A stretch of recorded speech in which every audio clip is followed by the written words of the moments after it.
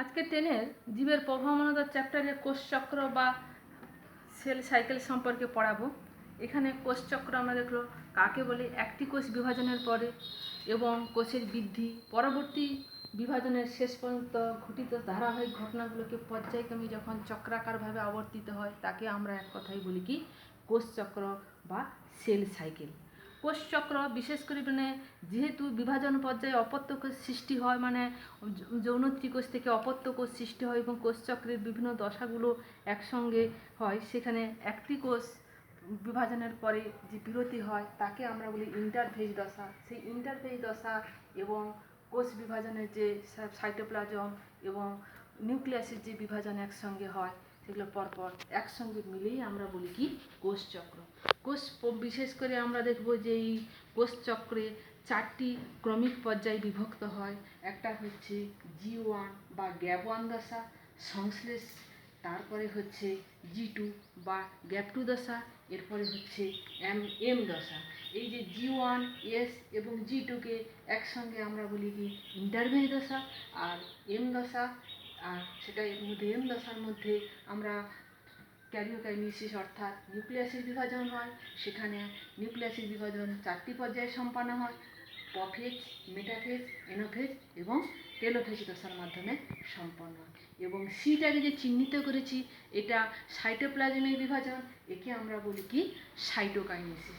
এইভাবে তোমাদের এখানে চিহ্নিতকরণ করা আছে। এরপরে হচ্ছে ইন্টারফেজ দশা কাকে বলবে, যে একটি কোষ বিভাজনের শেষ এবং অপর একটি কোষ বিভাজনের শুরুর মধ্যবর্তী যে দীর্ঘস্থায়ী দশা, যেখানে এই যে G1, S এবং G2 এক কথায় আমরা বলি কি সেটাকে ইন্টারফেজ দশা।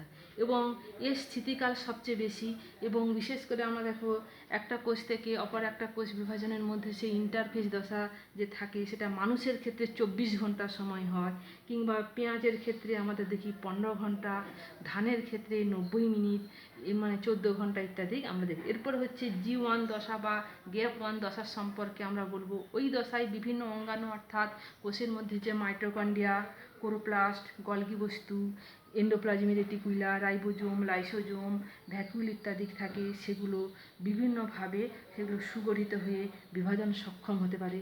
2 নম্বর বিভিন্ন প্রকার আরএনএগুলো, অর্থাৎ বিভিন্ন প্রকার আরএনএ আমরা দেখবো যে মেসেঞ্জার আরএনএ বা mRNA, tRNA কিংবা RNA, এইসব যে আরএনএ, ট্রান্সফরমান আরএনএ, রাইবোজোমাল আরএনএ, এইসব আরএনএগুলো প্রচুর পরিমাণে সংশ্লিষ্ট হয়ে যেগুলো পরবর্তী যখন বিভাজিত হবে কোষকে তাকে দিতে পারবে বা শক্তি উৎপাদন করতে সাহায্য করবে।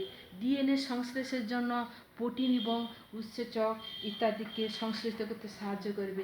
এগুলো হচ্ছে G1 দশা হয়ে থাকে। এরপরে হচ্ছে এস দশা। ওই এস দশায় কী হয়, এই যে ডিএনএ গঠিত হয়েছিল সেই ডিএনএ প্রতিলিপি গঠনের জন্য সক্রিয় হয়ে ওঠে এবং প্রতিলিপি গঠন করে ডিএনএ সংশ্লেষিত হয়, ফলে নিউক্লিয়াসে ডিএনএর পরিমাণ দ্বিগুণ হয়ে যায়। ফলে আগে যেটা ছিল তার চেয়ে যদি দ্বিগুণ হয় তখন বিভাজিত হয়ে যখন দুটো কোষ হবে তখন সমান সংখ্যক ডিএনএ গঠিত হয়, অর্থাৎ 2C থেকে 4Cতে পরিণত হয়। ক্ষারকীয় প্রোটিন এবং অল্প পরিমাণে আরএনএ সংশ্লেষিত হয়। প্রতিটি ক্রোমোজোম 2টি করে ক্রোমাটিন সৃষ্টি করতে সাহায্য করে এবং এর মধ্যে যখন কোষ বিভাজনের সময় যে সেন্ট্রোজোম থাকে, সেন্ট্রোজোমের দুটো সেন্ট্রিওল 2 মেরুতে গমন করে অ্যাস্টার রশ্মি গঠন করতে সাহায্য করে। এরপর হচ্ছে G2 দশা। মাইটোকন্ড্রিয়া, ক্লোরোপ্লাস্ট, সেন্ট্রোজোম ইত্যাদি কোষ অঙ্গাণু বিভাজিত হয়, কিছু পরিমাণ আরএনএ সংশ্লেষিত হয়, কোষ এর নিউক্লিয়াসের আকার এবং আয়তন বৃদ্ধি পায় এবং সিডিকে বা চেক নামক প্রোটিন সংশ্লেষিত হিস্টোন প্রোটিন সংশ্লেষ করতে সাহায্য করে এবং কোষের মধ্যে যদি ক্ষতস্থান থাকে সেই ক্ষতস্থানগুলো মেরামত হয়ে ডিএনএ অণুর মেরামত করতে, ক্ষতিগ্রস্ত ডিএনএ অণু মেরামত করতে সাহায্য করে। এরপরে হচ্ছে এম দশা, যেটা আমরা প্রোফেজ, মেটাফেজ, অ্যানাফেজ এবং টেলোফেজ এই 4টি দশায় বিভক্ত করি।